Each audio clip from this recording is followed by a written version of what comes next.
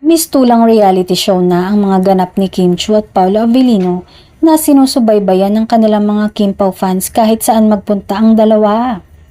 Nitong pag-alis ng Kim Pao patungong Amerika, nakabuntot ang mga mata ng fans sa galaw ng magka-love team.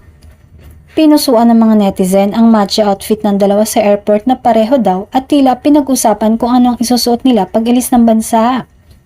Sa panayam ng entertainment reporter na si MJ Felipe bago pumasok ng airport ang dalawa, napansin nito ang parehong black color shade na suot nila. Nagkatinginan pa sina Kim at Paolo sa isa't isa na noon lang napansin na pareho pala sila ng color ng damit. Biniro ni Kim si Paolo na gaya-gaya raw ito. Sumagot naman si Paolo na si Kim daw ang gumaya sa kanya. Sa isang video naman, naghanap ng face mask si Kim na isusuot sa travel. Inutusan niya ang kanyang staff na kunin sa loob ng kanilang sasakyan. Inawat ito ni Paolo at kinuha ang extra face mask sa kanyang bag at ibinigay ito kay Kim. Sa lounge naman ng airport, mapapanood na pinirmahan ni Kim ang isang imported variant ng ini-endorse nitong alak, kung saan siya ang image model ng taong ito.